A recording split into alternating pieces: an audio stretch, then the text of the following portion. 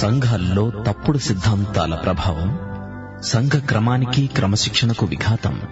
అలాంటి విఘాత అఘాతం నుండి కాపరులు మెళకువ కలిగి బయటపడాలని, సంఘాన్ని సత్య సిద్ధాంతాల పరిధిలో సరిదిద్దాలని వివరించిన హెచ్చరిక ప్రోత్సాహక సందేశమే తిమోతికు రాసిన పత్రిక.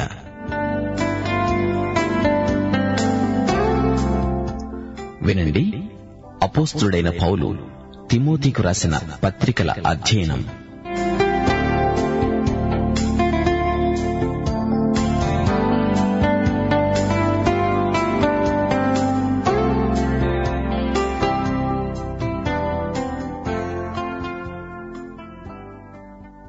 సోదరీ సోదరులారా, మన వాక్య పాఠం 2 తిమోతి 2వ అధ్యాయం 16వ వచనంతో ప్రారంభమవుతుంది. గత పాఠంలో పౌలు తిమోతితో అన్నాడు, సత్యవాక్యాన్ని సరిగా విభజించేవాణ్ణిగా నిన్ను నీవు దేవునికి కనపరుచుకో. గమనించండి, దేవుని వాక్యంలో కాలం కొన్ని యుగాలుగా విభజింపబడింది. దేవుడు మానవుని సమస్యలు వివిధ రీతులుగా పరిష్కరిస్తూ వచ్చాడు. అయితే రక్షణ సువార్త యందలి ప్రాతిపదిక సూత్రం నాడు నేడు ఒక్కటే. యేసుక్రీస్తు యొక్క విమోచనాత్మకమైన మరణం ద్వారానే మానవునికి రక్షణ ప్రాప్తిస్తుంది. అయితే మానవుడు దేవుని యందలి తన విశ్వాసాన్ని వివిధ రీతులుగా వ్యక్తం చేస్తూ వచ్చాడు. ఉదాహరణకు అబ్రహామును, అంతకు ముందే ఉన్న హెబెలును చూడండి. వీరిద్దరూ దేవునికి బలి అర్పించడానికి గొర్రెను తెచ్చారు. ఈ రోజున మనం ఆలయానికి ఆరాధనకై వెళ్లేటప్పుడు గొర్రెపిల్లను తీసుకువెడతామా? అలా వెళ్లము గదా. ఎందుకని? యోహాను సువార్త 1వ అధ్యాయం 29వ వచనంలో లోక పాపమును మోసుకొని పోయిన గొర్రెపిల్ల యేసే. ఆయన వచ్చాడు, శిలువ మీద మనందరి కోసం ప్రాణం పెట్టాడు. హెబెలు, అబ్రహాము తెచ్చిన గొర్రెపిల్ల దేవుని గొర్రెపిల్ల అయిన యేసుక్రీస్తుకు ముందు గుర్తు, సంకేతం. వారు ముందుకు చూచారు, మనం వెనక్కు చూస్తున్నాము. దేవుని వాక్యాన్ని సరిగా విభజించటమంటే ఇదే. దేవుని వాక్యాన్ని శ్రద్ధగా, క్రమబద్ధంగా చదవాలి, అధ్యయనం చెయ్యాలి, బోధించాలి. దేవుని బిడ్డలందరూ తప్పనిసరిగా దేవుని వాక్యాన్ని దినదినమూ చదువుతూ ఉండాలి. దేవుని వాక్యాన్ని, సత్యవాక్యాన్ని సరిగా విభజించుకుంటూ చదవాలి. ఈ విధంగా బైబిలును అధ్యయనం చేస్తే అది మన ఆత్మకు ఉత్సాహకరమైన గొప్ప అనుభవమవుతుంది. బైబిలులో యేసు ప్రభువు సాక్షాత్కారం కలుగుతుంది. మానవతతో దేవుడు ఏమేమి చేశాడో, ఎప్పుడు చేశాడో చక్కగా అర్థమవుతుంది. కృప అంటే ఏమిటి? ధర్మశాస్త్ర ప్రయోజనమేమిటి? వీటి మధ్య ఉన్న అంతరమేమిటి అంటూ విభజనాత్మకంగా అవగాహన చేసుకుంటూ బైబిలు అధ్యయనం చేయాలిగాని ఇక్కడ ఒక వచనం, అక్కడ ఒక వచనం సందర్భశుద్ధి లేకుండా అన్వయించే ప్రయత్నం చేయకూడదు. తిమోతి, దేవుని వాక్యం శ్రద్ధగా చదువు. అప్పుడు దేవుని వాక్యాన్ని చక్కగా బోధించగలుగుతావు. 16వ వచనం, అపవిత్రమైనట్టి మాటలకు విముఖుడవై ఉండు. ఉబుసుపోక కబుర్లకు దూరంగా ఉండు. అవి విలువలేని మాటలు, కల్లబొల్లి కబుర్లు. అట్టి మాటలాడేవారు మరి ఎక్కువగా భక్తిహీనులవుతారు. కొరుకుడు పుండు పాకినట్లు వారి మాటలు పాకుతాయి. వారిలో హుమేనై, ఫిలేతు అనే వారున్నారు. వారు పునరుత్థానము గతించింది అని చెబుతూ సత్యము విషయము తప్పిపోయి కొందరి విశ్వాసమును చెరుపుతున్నారు. వీరిద్దరూ తప్పుడు బోధలు చేస్తూ తిరుగుతూ ఉంటారు. హుమెనై, ఫిలేతు ఏమి చెబుతున్నారు? పునరుత్థానం గతించింది, ఇప్పుడున్నవారికి పునరుత్థానం లభించదు అనే సిద్ధాంత దోషాన్ని అందరికీ పంచిపెడుతున్నారు. హుమెనై, ఫిలేతు అనే ఈ ఇద్దరే కాదు, వీరికి తోడు అలెగ్జాంద్రు అని మరొకడున్నాడు. వీరు శిక్షించబడడానికి సైతానుకు అప్పగించాను అన్నాడు పౌలు 1 తిమోతి 1వ అధ్యాయం 20వ వచనం. అయినా వీరికి ఇంకా బుద్ధి వచ్చినట్లు లేదు. రోమాపత్రిక 6వ అధ్యాయం 4వ వచనం, కొలసీ పత్రిక 2వ అధ్యాయం 12వ వచనం ఇందులోని సత్యాన్ని వీరు కాదని కొట్టిపారేస్తున్నారు. తండ్రి మహిమ వలన క్రీస్తు మృతులలో నుండి ఎలాగు లేపబడ్డాడో అలాగే మనము నూతన జీవము పొందిన వారమై నడుచుకొనున్నట్లు బాప్తిస్మము వలన మరణములో పాలు పొందుటకై ఆయనతో కూడా పాతిపెట్టబడ్డాము. మీరు బాప్తిస్మమందు ఆయనతో కూడా పాతిపెట్టబడిన వారై ఆయనను మృతులలో నుండి లేపిన దేవుని ప్రభావమందు విశ్వసించటము ద్వారా ఆయనతో కూడా లేపబడ్డారు అనే సత్యాలను ఈ దుర్బోధకులు వ్యతిరేకిస్తూ ప్రసంగాలు చేస్తున్నారు. హుమేనై, ఫిలేతు, అలెగ్జంద్రు ఈ ముగ్గురూ చేస్తున్న నిర్వాకమిది. శరీర పునరుత్థానం లేదని కూడా వీరు ప్రచారం చేస్తున్నారు. ఈ బోధకుల బెడదను తిమోతి ఎదుర్కోవలసి ఉన్నది. వీరు సశరీర పునరుత్థానం లేదని వాదించారు. ఇది గ్రీకు వేదాంతం. పదార్థం పాపభూయిష్టమని, ఈ శరీరం భౌతిక పదార్థం గనుక దీనికి పునరుత్థానం ఉండదని వీరు సిద్ధాంతీకరించారు. విముక్త ప్రజల మహిమలో శరీరానికి తావులేదు అని వీరి నమ్మకం. ఇట్టి బోధల వల్ల వీరు కొందరి విశ్వాసాన్ని చెరిపారు. అయితే పౌలు ప్రకటించిన సత్య సువార్త ప్రకారం క్రీస్తు పునరుత్థానమే మనకు ఆధారం. పునరుత్థానం క్రైస్తవానికి కేంద్ర సిద్ధాంత సత్యం. పునరుత్థానమే క్రైస్తవ సౌధానికి మూలరాయి. ఈ పునరుత్థాన సత్యాన్ని ఈ కపట బోధకులు తారుమారు చెయ్యాలని చూస్తున్నారు. తమ అపవిత్ర హస్తాలను దీనిమీద ఉంచుతున్నారు. పౌలుకు ఎంతో బాధ అనిపించింది. క్రైస్తవ నిరీక్షణకు ఆధార సత్యం పునరుత్థానం. అయితే వీరు కొందరిని, అందరినీ కాదు, మోసపుచ్చగలిగారు. అయినా ఈ విషయంలో పౌలు ఎంతో బాధపడుతూ 19వ వచనంలో అన్నాడు, అయినా దేవుని యొక్క స్థిరమైన పునాది నిలకడగా ఉన్నది.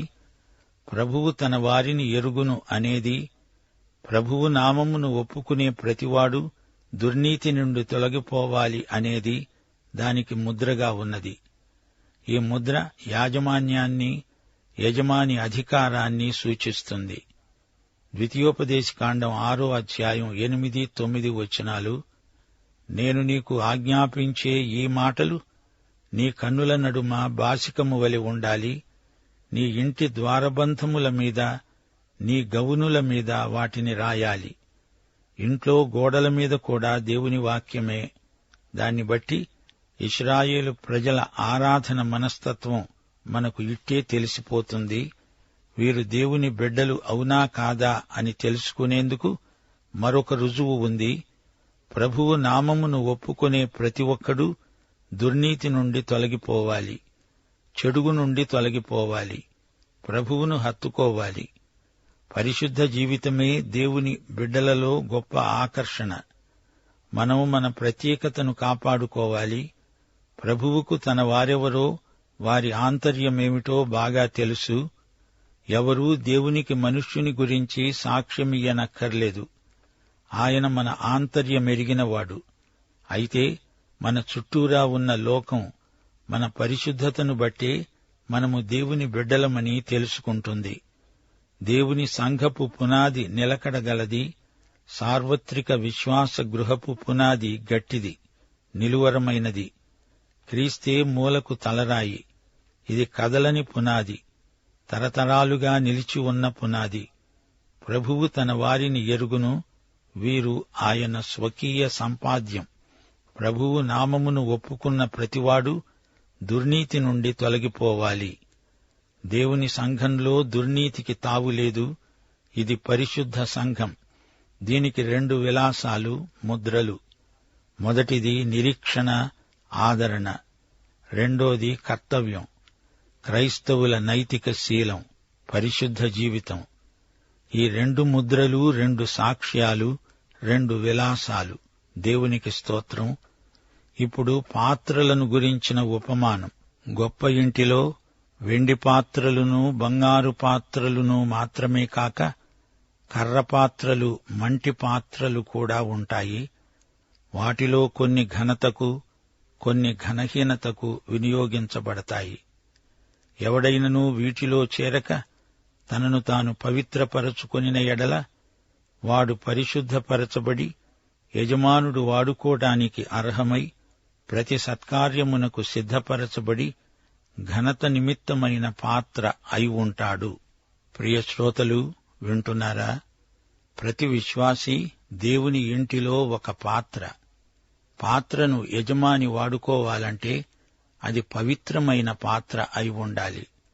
మురికి పాత్రను దేవుడు వాడుకొనడు. యోహాను సువార్త 2వ అధ్యాయంలో యేసు ప్రభు ద్రాక్షరసం చేశాడు. 6 రాతిబానలను నీళ్లతో నింపండి అన్నాడు యేసు ప్రభు.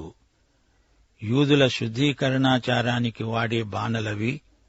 ఆ బానలను పరిచారకులు నీళ్లతో నింపారు. దేవుడు 6 రాతి బానలను వాడుకున్నాడు. ఈ రోజున కూడా దేవుడు కోరుతున్న పాత్రలు పవిత్రమైనవి. కేవలం అందమైనవి అని కాదు, అవి పరిశుద్ధమైనప్పుడే దేవుడు వాడుకుంటాడు. 22వ వచనం, తిమోతి, నీవు యవ్వనేచ్ఛల నుండి పారిపో. పవిత్ర హృదయులై ప్రభువుకు ప్రార్థన చేసే వారితో కూడా నీతిని, విశ్వాసమును, ప్రేమను, సమాధానమును వెంటాడు. శ్రోతలు, ఈ 3 ఎలాంటి కలయిక అంటారు? విశ్వాసము, ప్రేమ, సమాధానము. ఈ 3 కలిసినప్పుడు అదే ఆకర్షణీయమైన క్రైస్తవ విశ్వాస జీవితం. ప్రసంగ వేదికల నుండి వినబడే మాటలు కావివి. విశ్వాసుల జీవితాలలో పనిచేసే 3 జ్వాలాగర్భితమైన గుణత్రయమిది. 23వ వచనం, నేర్పులేని మూఢుల వితర్కములు జగడాలను పుట్టిస్తాయని ఎరిగి అట్టి వాటిని విసర్జించు. సిద్ధాంత రాద్ధాంతాలకు సమయం కాదిది. సత్యం కోసం ధైర్యంగా నిలువవలసిన సమయం. సోదరీ సోదరులారా, లోకానికి నిప్పంటుకుంది, అంతా తగలబడిపోతోంది. జాగ్రత్తగా ఉండండి. ఇప్పుడు మరో ఉపమాన వాక్చిత్రం, సేవకుడు. 24, 25 వచనాలు, సత్య విషయమైన అనుభవ జ్ఞానము వారికి కలగాలని దేవుడు ఒకవేళ ఎదురాడే వారికి మారుమనస్సు దయచేస్తాడు. అందువలన సైతాను తన ఇష్టము చొప్పున చెరపట్టిన వీరు వాని ఉరిలో నుండి తప్పించుకొని మేలుకొంటారేమో అని ప్రభువు యొక్క దాసుడు అటివారిని సాత్వికముతో శిక్షిస్తూ జగడమాడక అందరి ఎడల సాధువుగాను, బోధింప సమర్థుడుగాను, కీడును సహించేవాడుగాను ఉండాలి. విశ్వాసి ఒక సేవకుడు అందరి ఎడల సాధు స్వభావంతో మెలగాలి. సైనికుడు పోరాడతాడు, సేవకుడు సాధు స్వభావుడు. సోదరీ సోదరులారా, సంఘమంటే ఏమిటో ఈ పాఠంలో చూచారు గదా. అదృశ్య సంఘం ఉంది, అందులో ఏ లోపమూ లేదు. కాని దృశ్యమానమైన సంఘంలో కొన్ని లోపాలు, బలహీనతలు కొట్టవచ్చినట్లు కానవస్తాయి. దృశ్యమాన సంఘం అనేక రకాల పాత్రలు గల గృహం. గొప్ప ఇల్లే కాని అందులో ఘనహీనమైన పాత్రలు కూడా ఉంటాయి. ఘనమైన పాత్రలతో పాటు ఘనహీనమైనవి కూడా ఉంటాయి. మత్తయి సువార్త 13వ అధ్యాయం 47 నుండి 49 వచనం వరకు ఒక వల, అందులోని అనేక రకాల చేపలు. ఈ ఉపమానం మీకు జ్ఞాపకముందా? పరలోక రాజ్యము సముద్రములో వేయబడి నానావిధములైన చేపలను పట్టిన వలను పోలి ఉన్నది. అది నిండినప్పుడు దానిని దరికి లాగి కూర్చుండి మంచి వాటిని గంపలో చేర్చి చెడ్డవాటిని బయట పారవేస్తారు. అలాగే యుగ సమాప్తి యందు జరుగుతుంది. దేవదూతలు వచ్చి నీతిమంతులలో నుండి దుష్టులను వేరుపరచి వీరిని అగ్నిగుండములో పడవేస్తారు. చూచారా శ్రోతలు, మంచివి చెడువి కలగాపులగంగా ఉన్నాయి. అయితే వేర్పాటు దినం ఒకటుంది. ఘనహీనమైన పాత్రలలో దేవుని బిడ్డలు చేరి ఉండకూడదు. పనికిమాలిన వదరుబోతు బోధకులు ఘనహీనత కొరకైన పాత్రలు. తిమోతి వాటిలో చేరిన వాడై ఉండకూడదు. ఈ తప్పుడు బోధలకు మనం దూరంగా ఉండాలి. చెడిపోయిన మనస్సు గలవారికి తిమోతి దూరంగా ఉండాలి. మతభేదాలు కలిగించే మనుషుల నుండి దూరంగా ఉండాలి. ఇలాంటి వారి నుండి తిమోతి తనను తాను పవిత్రపరచుకోవాలి.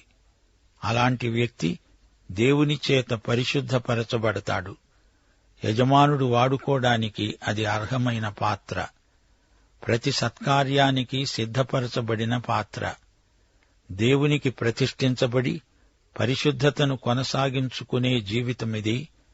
ఈ పాత్ర ప్రభువు చేత ఆయన ఇష్టానుసారముగా వాడబడుతుంది.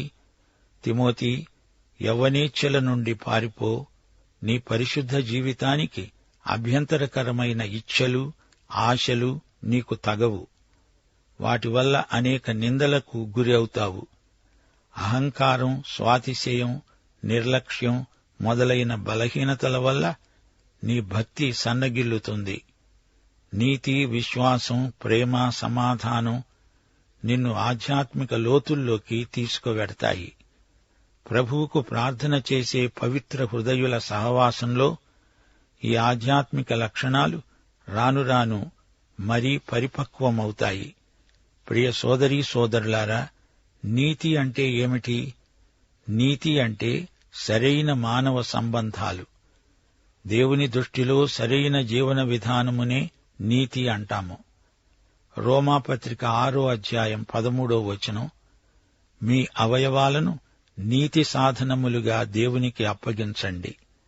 ఎఫెసీ పత్రిక 6వ అధ్యాయం 14వ వచనం, క్రైస్తవ సైనికునికి నీతి అనేది మైమరువు. ఇక ప్రేమ అనేది ఆత్మఫలం. 1 యోహాను 4వ అధ్యాయం 7వ వచనం, దేవుడే ప్రేమ. సమాధానము దేవుని జ్ఞానము నుండి కలుగుతుంది. యాకోబు పత్రిక 3వ అధ్యాయం 17వ వచనం, పైనుండి వచ్చే జ్ఞానము మొట్టమొదట పవిత్రమైనది, తరువాత సమాధానకరమైనది. కీర్తన 122 వచనాలు 6-8 వరకు, యెరూషలేమా, నీ ప్రాకారములలో నెమ్మది కలుగునుగాక. నా సహోదరుల నిమిత్తము, నా సహవాసుల నిమిత్తము నీకు క్షేమము కలుగునుగాక అని నేనంటాను. సైతాను తన ఇష్టము చొప్పున చెరపట్టిన వారిని శిక్షించాల్సి వచ్చినప్పుడు కూడా క్రైస్తవ నాయకుడు సాత్వికంగా వ్యవహరించాలి. జగడమాడకూడదు. ఎదురాడేవారికి మారుమనస్సు దేవుడే అనుగ్రహిస్తాడు. తప్పుడు బోధలు చేసేవారికి సరైన అనుభవ జ్ఞానం కావాలి. సత్య విషయమైన అనుభవం లేనివారు వాక్యానికి భిన్నమైన బోధలు చేస్తారు. దైవదాసుడు అందరి ఎడల సాధుశీలము ప్రదర్శించాలి. వారు సైతాను ఉరిలో నుండి తప్పించుకోగలిగేటట్లు ప్రయత్నించాలి. కీడును సైతం సహించే మనసు లేనివాడు క్రైస్తవ నాయకుడుగా ఉండడానికి యోగ్యుడు కాడు. అయితే యూదాపత్రిక 3వ వచనంలో చెప్పబడినట్లు అతడు పరిశుద్ధులకు ఒక్కసారి అప్పగించబడిన బోధ నిమిత్తం పోరాటం మానకూడదు. దైవసేవకుడు శాంతిప్రియుడు, సమాధానమనే బంధమును విడనాడడు. అతడు బోధింపగలవాడు, బోధింపదగినవాడు. ఎంత అజ్ఞానినైనా సహనంతో సహేతుకంగా ఒప్పించగలవాడు. సాత్వికముతో ప్రతి ఒక్కరి సందేహాలను తీర్చే నేర్పుగలవాడు. సిద్ధాంత దోషాలు సైతాను ఉరి. అలాంటి వారికి కనువిప్పు కలిగించి వారు సైతాను ఉరి నుండి తప్పించుకోగలిగేటట్లు దైవదాసుడు వారికి సాయం చెయ్యాలి. శ్రోతలు, యేసు ప్రభువు మన యజమాని. ఆయన నిన్ను నన్ను వాడుకోవాలి. మన స్వంత తలంపులను చెరపట్టి తెచ్చి ఆయనకు అప్పగించాలి. యేసు ప్రభువు మనకు ఆధ్యాత్మిక సంస్కృతిని అలవరుస్తాడు. యేసుచేత క్రమశిక్షితుడైన సేవకుడే గొప్ప నాయకుడు కాగలడు. శ్రమానుభవం, పరార్థమైన ఆసక్తి మనకు ప్రత్యేకమైన యోగ్యతలు. యేసు నీకు నాకు యజమాని. ఆయన చేత వాడబడడం మనకు గొప్ప ఆశీర్వాదం. ఈ అధ్యాయంలో దేవుని సంఘము యొక్క విశిష్టత నొక్కి చెప్పబడింది. ఎన్ని కష్టనిష్ఠురాలొచ్చినా, వరదలు తుఫానులు వచ్చినా దేవుని సంఘం స్థిరమైన పునాదిపై నిలిచి ఉంది. ప్రభువు తన వారిని ఎరుగును. ప్రభువు నామమును ఒప్పుకొన్న ప్రతివాడు దుర్నీతి నుండి తొలగిపోవాలి అనే 2 ముద్రలు, ఒకటి దేవుని సంఘపు పునాది, మరొకటి నిర్మాణం. ఈ వాక్చిత్రమంతా మనకు సంఖ్యాకాండం 16వ అధ్యాయాన్ని స్ఫురణకు తెస్తుంది. కోరహు తిరుగుబాటు, దాతాను, అబీరాము వీరు మోషే అహరోనుల నాయకత్వాన్ని సవాలు చేశారు. మోషే ప్రవక్తన, అహరోనే యాజకుడా అంటూ తిరుగుబాటు లేవదీశారు. అప్పుడు మోషే ఏమన్నాడు? ప్రభువు తన వారిని ఎరుగును. ఆయన నామమును ఒప్పుకున్నవారు దుర్నీతి నుండి తొలగిపోవాలి. అప్పుడు భూమి నోరు తెరిచి వారిని మింగివేసింది. ఇక్కడ తిమోతి నాయకుడు, హుమెనై, ఫిలేతు ప్రతికక్షులు, దుర్నీతిపరులు. ఇది గొప్ప సవాలు. మోషే, అహరోను ఘనత పాత్రలు, కోరహు, అబీరాము, దోతాను ఘనహీన పాత్రలు. అలాగే పౌలు, తిమోతి ఘనమైన పాత్రలు, హుమెనై, ఫిలేతు, హెర్మోగెనే ఘనహీన పాత్రలు. ఈ పోలికలు గమనించండి. అలాగే యేసు ప్రభువు శిష్యులలో ఘనత కొరకైన పాత్రలున్నాయి. అయితే ఇస్కరియోతు యూదా ఘనహీనత కొరకైన పాత్ర. అలాగే దేవుని సంఘంలో కూడా ఎన్నో వెండి, బంగారు పాత్రలు వారు తమకున్నదంతా అమ్మి అపొస్తలుల పాదాల దగ్గర ఉంచారు. అయితే అదే సంఘంలో అననీయ, సప్పీరాలు అనే కర్ర, మట్టి పాత్రలు ఘనహీనత కొరకైనవి. ఈ పాఠంలో పౌలు బంగారు పాత్ర, తిమోతి వెండి పాత్ర, హుమెనై, ఫిలేతు కర్ర పాత్రలు, మట్టి పాత్రలు. ముగింపులో మా శ్రోతలు నేర్చుకోవలసిన మరో సత్యాన్ని ఎత్తి చూపగోరుతాము. పాత్ర ప్రయోజనం 3 విధాలు. 1 తనను తాను పవిత్రపరచుకోవాలి. 2 యజమాని వాడుకోటానికి ఇష్టపడాలి. 3 ప్రతి సత్కార్యానికి ప్రభువు ఈ పాత్రను సిద్ధపరచాలి. సోదరుడా, సోదరి, నీవు దేవుని ఇంటిలో పాత్రవా? ఎలాంటి పాత్రవు? యజమానుడు వాడుకోటానికి అర్హమైన పాత్రవేనా? పాఠం సమాప్తం. మన ప్రభువైన యేసుక్రీస్తు కృప, దేవుని ప్రేమ, పరిశుద్ధాత్మ సహవాసము నిత్యత్వము పర్యంతము మనకందరికీ తోడై ఉండునుగాక. ఆమేన్.